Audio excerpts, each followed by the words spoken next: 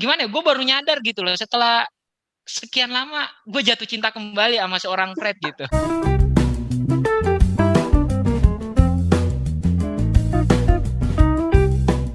Halo guys, apa kabar semuanya? Jumpa lagi dengan gua dan Raka. Kali ini nggak ada Bayu karena gua kesel sama dia, panah hijau terus, kita liftkan dulu.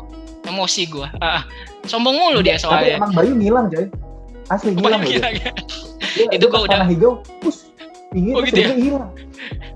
Kayaknya lagi pesugihan lagi dia.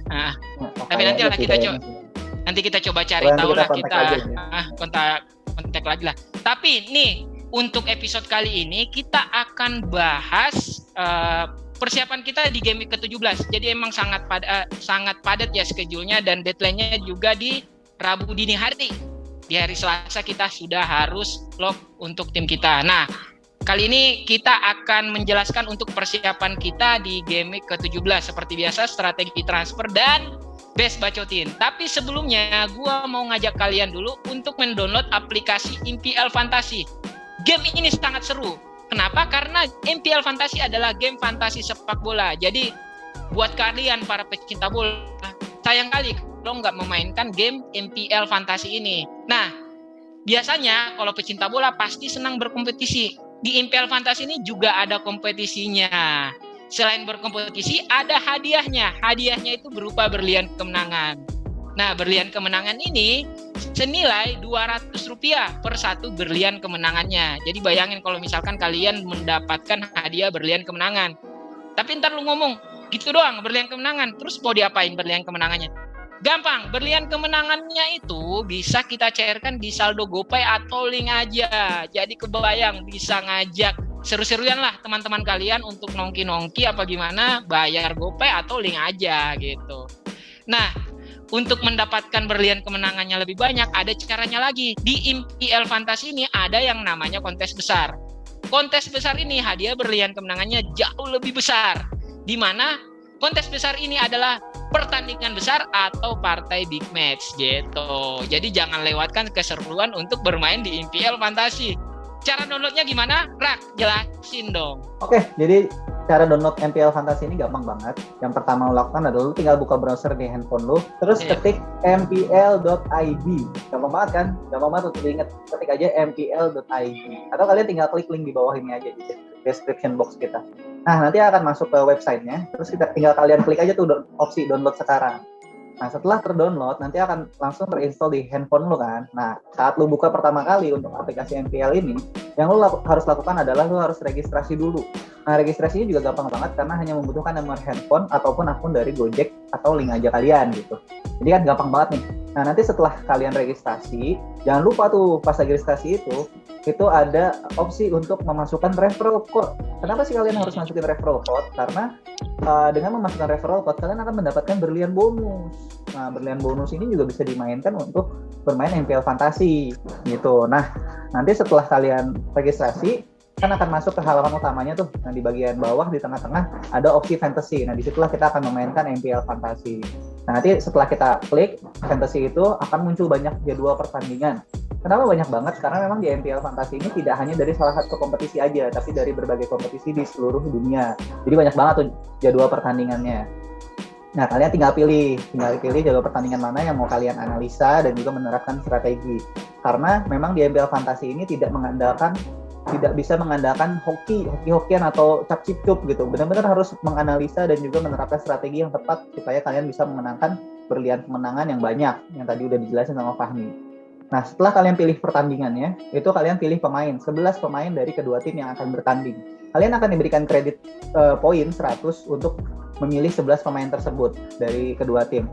Nah, setelah kalian pilih 11 pemain, kalian pilih juga kapten dan vice kapten. Gimana pilihan ini nggak bisa asal-asalan?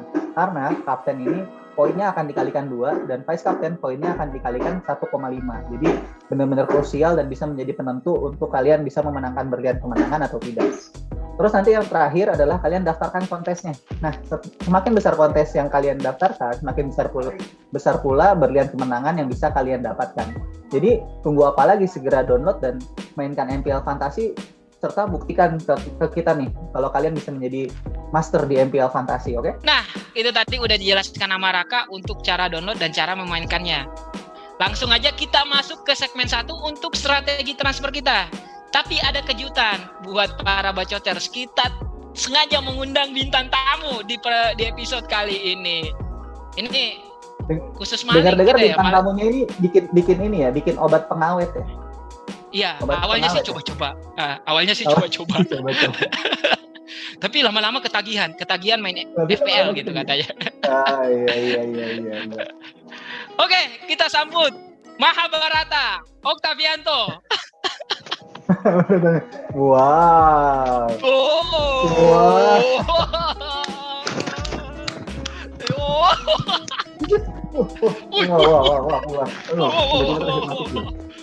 Kena genjutsu juga.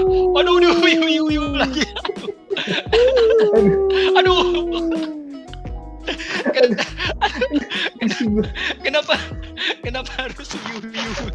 Ini kenapa kita jadi ngundang ini orang habis pengajian diundang, gimana sih? Apa pengajian? Baru gitu. Kalau gitu maling ayam. Ngapain ngundang nggak maling bedak dia.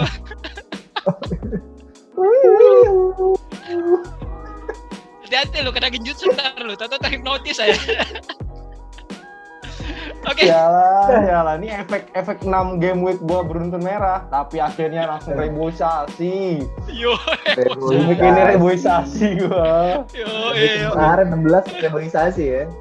Iya. Oke. Jadi untuk strategi transfer kita pertama dulu deh. Untuk intan kita gimana, Bro? Dari gua dulu ya. Coba cerita sedikit dulu kesuraman yang lu alami sampai sekarang udah panah hijau lagi gitu. Gua itu dari game week 10 sampai game week 15 panah merah habis-habisan. Dari rank 18.000 jadi 220.000. Rasain tuh. Cuman karena kalau gua bakal main terus adaptasi terus juga belajar dari kesalahan. Tetap gue hajar dan sekarang di game week 16 gue ke 100.000 lagi. Mantap. Ke 100.000 lagi. Langsung gue gas balik. Balesnya tuh berkali-kali lipat. Panah merah kemarin gue balas 1 kali panah hijau bisa berkali-kali lipat. Iya, tapi masih jauh dan target gue harusnya sih di Desember ini bisa masuk lagi ke 10.000 harusnya. Oke. Ya expectation lah, harapan lah, semoga aja. Terus strategi transfer di game week 17 gimana, Bang? Strategi transfer gua kan kita tahu nih, ternyata double dev Chelsea banyak PR-nya. Gua nggak tahu tuh kenapa tuh kira-kira. Kasih gua gambaran. Kenapa kira-kira? Gaji buta James. Yang pertama itu sekarang adalah bulan Desember, di mana formnya Chelsea dari beberapa musim belakang juga itu Desember itu menjadi menjadi bulan yang menakutkan untuk Chelsea gitu. Itu seperti kayak klinik gitu ya, kayak apa ya faktor, entah bukan faktor teknik ya, bukan faktor teknis tapi faktor apa ya, faktor kena gendam ya karena musim dingin pada kaku kayaknya ototnya gitu kan. Nah, terus yang kedua juga faktor dari lini tengahnya, nggak ada kehilangan sosok tukang jegal. Ya, siapa tuh Kante, tukang jegal. Jadi seperti sudah terlihat gitu kelemahannya Mendy dan juga pertahanan Chelsea yang tidak begitu solid setelah ditinggalnya N'Golo Kante. Jadi ya resiko sih baik kalau menurut gue untuk beberapa game ke depan, terutama Desember ini itu untuk mengambil double dev-nya Chelsea. Double dev. Iya, makanya gue mikirin itu. Nah, gue kemungkinan pengen ngurangin nggak double dev tapi 1 dev aja antara Alonso atau James. Cuman kan kalau James kelihatannya lebih nail dibandingkan Alonso ya kan. Walaupun James saat ini turun. Cuman nanti pengen lihat lagi. Hati-hati James udah 4 ini ya yellow card ya. Iya. Udah 4 yellow card. Dia udah 4 yellow card ya. Hati-hati itu karena memang pemutihan di Premier League sendiri itu di game week 20 ya. Jadi kalau misalkan pemain yang mendapatkan 5 kali yellow card sebelum game week 20, mereka akan mendapatkan 1 kali hukuman dilarang bertanding gitu. Jadi hati-hati untuk James kalau misalkan kartu kuning lagi, dia bisa jadi suspend untuk di game week berikutnya. Oke. Jadi gimana, Opsi gue sih misalkan double dev Chelsea, gue pengen masukin Robertson. Gue pengen double dev Liverpool. Rencana gue gitu. Atau opsinya ngambil back Aston Villa. Cuman gue masih bingung gue antara dev Aston Villa atau double dev Liverpool. Cuman kemungkinan besar double dev Liverpool gitu.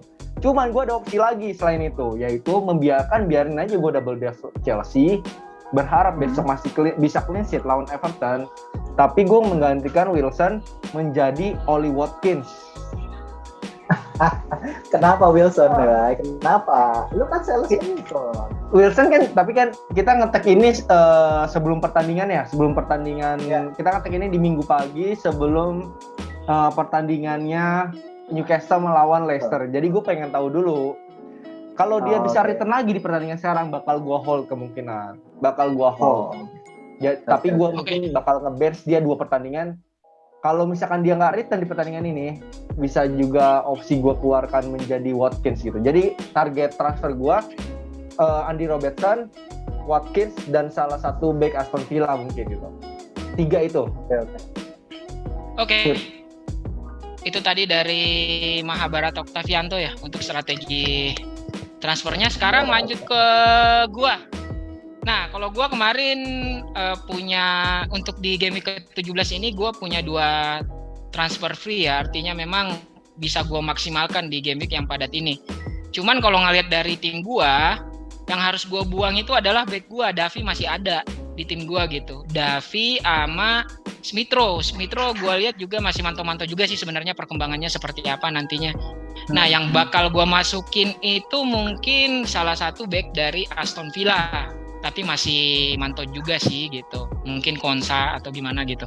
Terus yang untuk di tengah Smith Rowe, gue ada 2 pilihan sih antara Odegaard atau Fred, malahan gue mikirnya nih untuk satu game aja sih.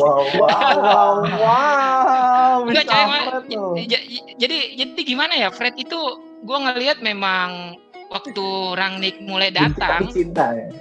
Ya gitulah. Ini gimana ya, gue baru nyadar gitu loh setelah sekian lama gue jatuh cinta kembali sama seorang Fred gitu. Ini belakang nih gak bakal diulang-ulang tuh. Jejak digital. Jejak digital kalau dia apa-apa pasti Pak, gue cinta Fred gitu, ntar gue potong. Nanti kita lagi. Nanti buatin bajunya ya untuk bacotin ya, aku cinta Fred gitu. Ya. Jadi gini, dengan masuknya Rangnick sekarang itu sudah mulai ada peningkatan untuk Fred ya. Dia masuk ke lapangan udah tahu dia harus ngapain, nggak sekedar berlari doang gitu. Satu mungkin PR dari Rangnick kemarin juga udah ada perkembangan pas lawan Norwich kemarin, itu umpan-umpannya juga mulai membaik gitu. Kalau kemarin motong-motong bola doang pas lawan Crystal Palace, sekarang dia bisa lebih mengatur gitu, dan gua ngelihat memang posisinya vital, bisa jadi dia menghasilkan peluang assist ya, seperti itu. Kenapa gua pilih Fred? Selain gua cinta Fred, budget gua juga nggak ada soalnya. Itu masih lumayan loh dengan harga segitu 5,0, dan untuk pemain yang kemungkinan besar berpotensi di game ke-17 nanti gitu. Dan jaminan starter pasti ada gitu. Itu aja sih dari gua. Oke Rak, gimana Rak? Oke. Kalau gue sementara ini gue masih wait and see untuk kondisinya Tottenham sama Hotspur ya. Terus gue mau nanya nih Bay, Jota di potensinya di game week 17 gimana ya? Bakal jadi starter lagi nggak? Di 17 harusnya start ya, karena kan dia kan kemarin dapat rest, dan kita juga bahas di space, si Chamberlain itu jelek ketika menjadikan posisi di 3 depan. Jelek. Kan di space juga bilang. Itu udah pernah dicoba. Firmino yang main gitu kok. Mungkin Firmino juga nggak terlalu fit ya. Firmino nggak terlalu fit. Iya, masih lack of fitness karena kan dia lama nggak pertandingan. Gue mengharapnya sih Firmino langsung di start gitu. Ternyata nggak berani sih kok. Dan jelek banget, buntu kemarin pas ngelawan Aston Villa.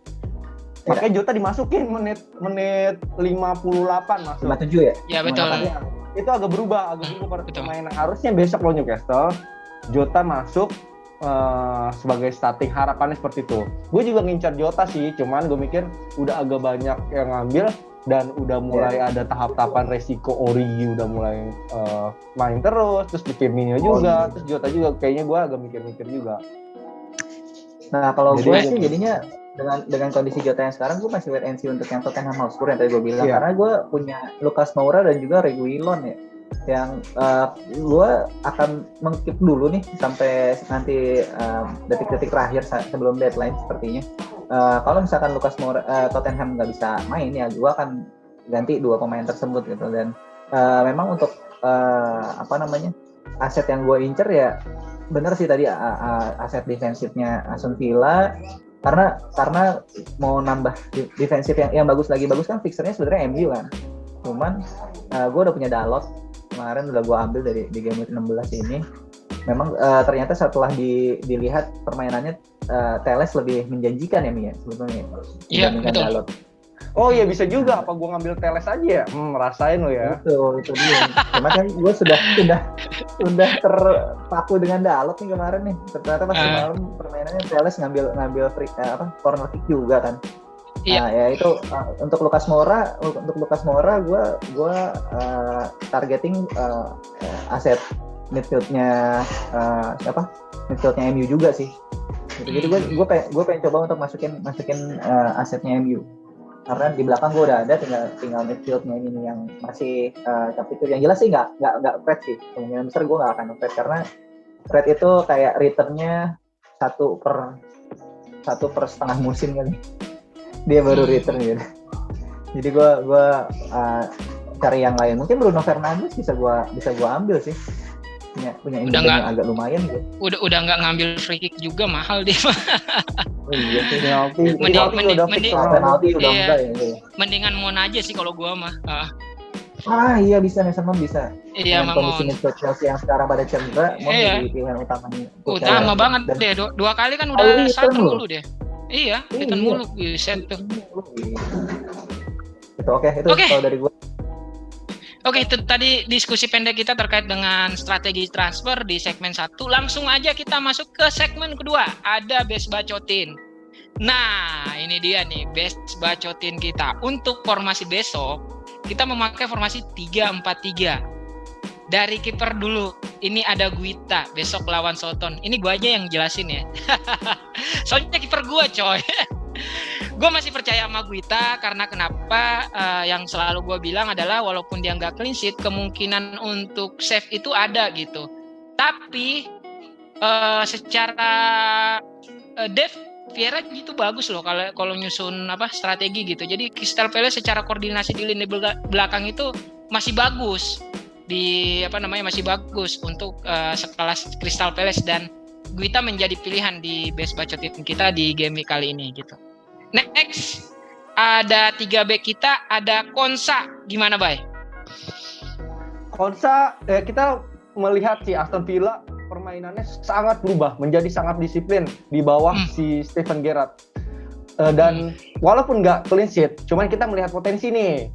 Karena kan di dalam bermain FPL, kita mengambil poin untuk kedepannya, bukan yang sudah lewat. Sebenarnya kemarin ada yang ribut-ribut juga di Twitter, gue disuruh ngomongnya, tapi kemarin gue lagi sibuk ngebahas statistik atau eye test. Jelas eye test lah, statistik itu membantu. Kalau statistik kan yang udah lewat tercatat buat membantu. Kalau eye test kan buat kedepannya gitu. Iya. Kalau dari gue sih gitu, walaupun nggak menyalahkan, gue cuman ditanya masukannya kayak gitu. Jadi kita bisa mentarget Aston Villa buat kedepannya, walaupun nggak clean sheet, cuman Aston Villa ini menjanjikan, lebih disiplin, backnya pun cash agak lebih bertahan, nggak semaju waktu di zamannya Dean Smith. Target boleh, malah yang menjadi inceran gua itu 2 back tengahnya, Tyrion Mings atau Konsa, karena sering set piece gol dari Villa cukup banyak ya, dan kayaknya ada latihan tersendiri. Konsa kemarin udah nyetak 2 gol, Tyrion Mings juga 2 gol. Kayaknya gue ngincar salah satu dari mereka sih, cuman masih dipantau gitu. Oke. Next ada TAA. Gimana, Rak? Besok lawan Newcastle nih. Oke, TAA nih sebetulnya di musim ini tidak, kalau gue bilang ya, tidak semeledak di musim yang lalu gitu. Dengan dari di sepanjang musim ini dia baru mencatatkan 1 gol dan 7 assist gitu. Cuman kelebihannya dari TAA ini adalah dibandingkan back Liverpool yang lain adalah dia BPS magnet.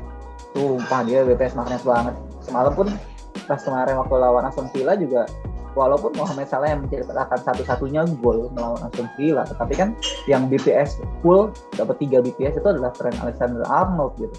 Dan kita tahu TAA juga dengan walaupun dia tidak se-eksplosif di musim lalu, tapi dia gaya mainnya masih sama. Dia masih memegang corner kick juga, sering overlapping juga, sangat-sangat menyerang, dan Liverpool punya defensive line yang bagus, yang kokoh gitu. Dengan adanya kipernya juga bagus, terus juga dari dari back-back yang lain juga coveringnya juga oke. Jadi TAA walaupun statistiknya di musim ini agak menurun, tapi tetap masih menjadi back yang tidak bisa kita tinggalkan di setiap game week di FPL musim ini gitu. Oke, itu tadi dari TAA. Kemudian kita lanjut ke back terakhir kita. Ada Teles. Nah, Teles sendiri ini besok melawan Brentford ya. Dan kemarin kalau kita ngelihat Teles sendiri mengambil free kick dan corner kick. Jadi gue ngelihat memang ada peluang untuk Teles di pertandingan kali ini untuk menciptakan peluang assist, dan secara penyerangan juga sangat bagus nih Telesnya. Soalnya dia sering bantu serangan juga, dan gue ngelihat umpan crossingnya itu malah lebih bagus dari Shaw kalau kata gue sih.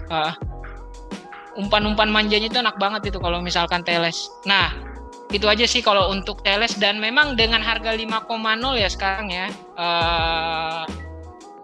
Cukup bagus ya untuk mengisi Teles di line up game week ke-17 kalian. Oke, next. Kemudian ada Mon. Gimana, Rak? Oke, Mason Mount ini tadi udah sempat disinggung di segmen 1 ya.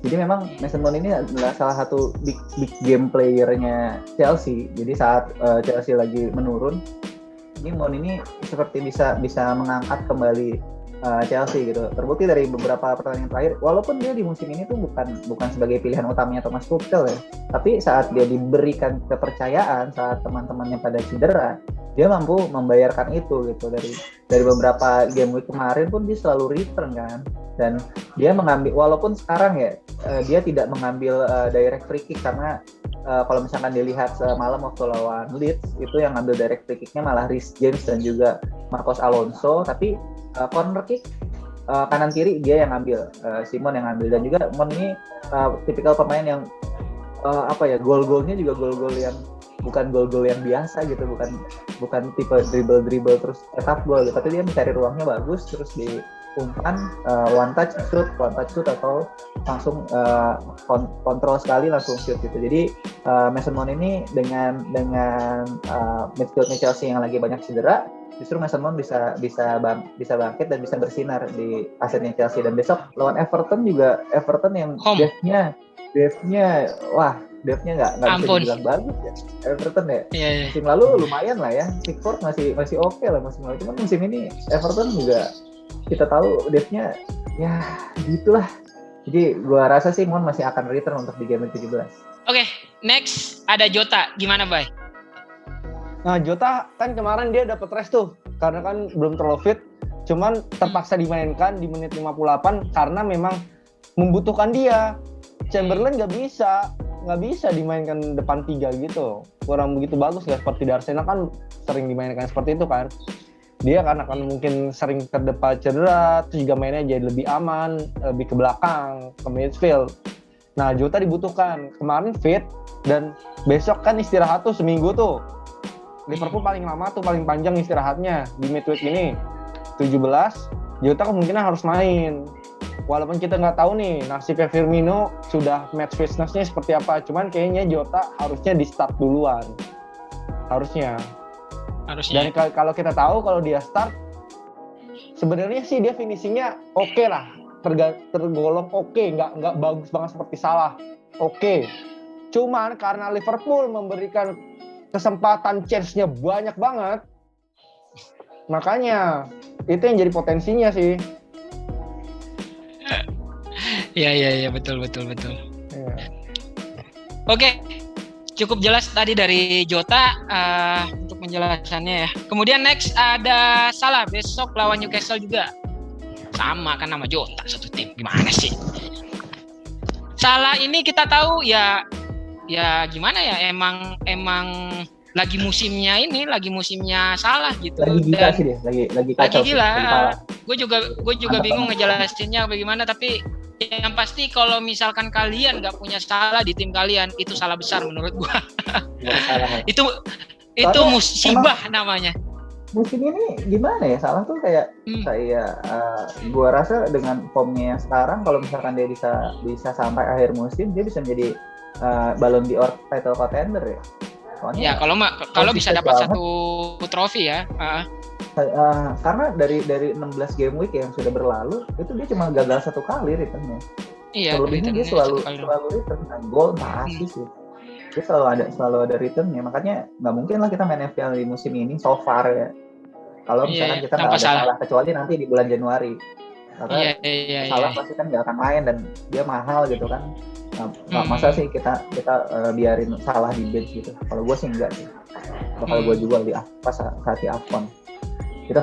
Oke. Kemudian ada Bernardo, sekalian Rak, gimana? Bernardo Silva, wah gila, sekarang udah jadi mirip kayak nyawanya si Manchester City ya. Dan terbukti dia juga sudah mencatatkan 7 gol dan juga 3 assist dengan 3 fantasy assist ya. Karena kemarin penalti dia mendapatkan poin assist, salah satunya gol melawan Wolves dari Manchester City kan, si Bernardo dilanggar. Dan kita lihat di Bernardo ini dari gaya mainnya juga dia pintar mencari ruang dari sisi keduanya Manchester City gitu. Nah, dan besok City bakal lawan Leeds ya, yang kita tahu dia mainnya attacking banget. Kemarin waktu lawan Chelsea pun mereka berani main, nggak terlalu banyak nunggu ya. Jadi ada beberapa momen memang di 5 menit 10 menit di pertandingan itu mereka bermain dengan 11 pemain benar-benar bertahan, tapi mostly mereka menaruh beberapa pemain di area defensifnya Chelsea gitu. Jadi mereka nggak benar-benar main low block gitu. Nah, ini bisa menjadi bumerang sebenarnya untuk Leeds gitu, karena kita tahu Manchester City pinter banget untuk memainkan bola, position footballnya bagus banget gitu kan, susah untuk di counter attack. Nah, Bernardo Silva ini bisa menjadi formnya lagi bagus. Bernardo Silva formnya lagi bagus, dan kalau misalkan di FPL, kalau gue pribadi sih melihat form over fixture ya. Jadi mau fixture apapun, kalau formnya lagi bagus kita pick. Oke, cakep. Nah, next kita lanjut ke posisi strike. Ada 3 striker yang kita pilih di game ke-17 ini. Pertama ada Watkins. Gimana, Bay? Incerannya Bayu nih. Iya, gue ngincer Watkins memang nih buat running fixture-nya dari sekarang sampai ke depan tuh. Sampai berapa ya? Sampai bentar gue lihat juga. Panjang dia 20 atau 21 ya? Panjang sampai di 21 juga masih oke. Terus juga panjang sampai 28 juga masih bagus jadwalnya. Dia ini kan andalannya si Gerrard, walaupun ada Danny Ings sudah sembuh dari cedera, cuman kayaknya motor serangannya si Watkins lebih bebas gitu loh, nggak cuma stay di kotak penalti, karena dia punya speed, stamina juga, dan posturnya cukup tinggi ya. Kalau Ings kan staminanya kurang bagus tuh, nggak terlalu lincah gitu loh. Si Watkins ini gitu, cuman kelemahannya ketika ada Danny Ings mungkin penalti nggak bakal diambil oleh dia gitu. Cuman Watkins untuk Gerrard kayaknya sebagai andalannya dia sih, andalannya Aston Villa sekarang. Dan Aston Villa kemarin melawan Liverpool tuh sangat disiplin, bisa ngasih counter attack. Ya kita tahu juga Alisson mainnya nggak terlalu bagus kemarin, menyebabkan si Aston Villa berbahaya gitu dalam serangan balik. Dan gue berharap attacking Aston Villa dari Watkins bisa return ke depannya gitu. Oke. Next ada Dennis. Gimana, Rak? Oke, Dennis nih kemarin sempat jadi perdebatan ya, Dennis atau King gitu. Cuman memang secara statistik memang King itu lebih mumpuni, lebih menggiurkan statistiknya kan. Dia punya XG yang lebih bagus dan juga involvement-nya juga lebih besar gitu. Dan gue sempat baca dia tuh XG-nya atau shoot-nya itu kayak nomor 3 gitu, nomor 1-nya Salah, nomor 3-nya tuh si King gitu. Cuman ternyata memang secara di open play di atas lapangan itu Dennis bermain lebih menyerang, lebih ke depan gitu dibandingkan King. Dan Dennis lebih versatile, maksudnya dia lebih banyak bermain di posisi di kemana-mana gitu, kanan kiri gitu, dibandingkan si Joshua King, dan ini membuat Dennis menjadi berpeluang lebih besar untuk mencetak gol gitu. Nah ini yang bisa jadi perdebatan ya. Kalian memilih antara dengan melihat permainannya atau melihat statistiknya gitu, karena ya kalau misalkan dilihat dari permainan yang sekarang itu Dennis lebih ke depan, lebih berbahaya daripada King. Makanya kita milih untuk Dennis, dan juga walaupun lawan Burnley away kita melihat Watford ini penyerangannya lagi bagus sih. Dennis menjadi opsi utama dibandingkan King untuk tim kita di game 17 ini. Nah, yang terakhir ada Ronaldo besok melawan. Nah, kemarin baru ngegolin juga penalti tapi ya. Penaldo ya. Lawan Brentford besok. Iya. Brentford juga agak-agak kacau gue ngelihat nih secara pertahanan, dan ini ada celah untuk Ronaldo bisa menciptakan gol lagi sih, return kembali di pertandingan kali ini gitu. Dan gue ngelihat memang Rangnick mulai MU sendiri ini mulai tertata rapi nih dalam bermain ya, artinya nggak ngasal ngumpan, tahu kemana bolanya bakal diumpan kemana gitu. Kalau kemarin kan zaman-zamannya Ole masih sempat berantakan gitu, dan gue ngelihat pelan-pelan memang Rangnick ini membenahi di situ, walaupun memang skornya cuma berakhir 1-0, tapi dari segi pressing itu kelihatan banget tuh kalau MU main gitu. Dan Ronaldo juga agak ke belakang loh sekarang. Ke belakang tapi bolanya ke dia semua juga gitu. Agak ini rajin jemput bola juga ke bawah gitu. Kalau dulu kan zaman-zamannya Ole tinggal nunggu bola doang gitu. Nah, gue ngelihat juga semakin turunnya Ronaldo juga jadi lebih efektif juga untuk Bruno Fernandes gitu. Ini tinggal nunggu Bruno return aja sebenarnya sih gitu. Dan besok lawan Brentford mungkin strateginya bakal sama sih diterapin sama Rangnick. Rotasi tetap ada mungkin ya. Cuman gue nggak tahu nih, kemungkinan besar Ronaldo bisa starter atau malah start di babak kedua. Ada kemungkinan. Karena bisa jadi Greenwood yang ngambil ini starter gitu. Tapi nanti kita menarik kita nantikan nantinya. Cuman untuk Ronaldo sendiri masih menjadi pilihan utama di line up utama Rangnick gitu. Oke. Untuk best bacotin kita sudah cukup. Kita jelaskan 11 pemain, kemudian pemilihan kaptennya. Bintang tamu kita lah. Salah udah fix lah kalau ini udah fix salah gua juga udah merah. Gue suka ngekapten yang beda juga segala macam, walaupun beda-beda. Gue kan sering tuh ngekapten beda berani. Cuman buat sekarang di kandang lawannya Newcastle, Muhammad Salah istirahatnya panjang, wah udah nggak habis pikir kalau misalkan kapten yang lain dari dia sih. Kalau gue udah Raka besok katanya triple kapten katanya, Bay. Triple kapten gitu. Watkins. Salah Watkins salah katanya. Dennis lagi. Oke. Untuk episode kali ini cukup. Semoga apa yang kita gambarkan di episode kali ini bisa menjadi gambaran kalian dalam menentukan strategi transfer kalian gitu. Dan semoga di game ke-17 walaupun padat kalian tetap panah hijau. Untuk episode kali ini cukup dan saya ucapkan sampai jumpa. Dadah.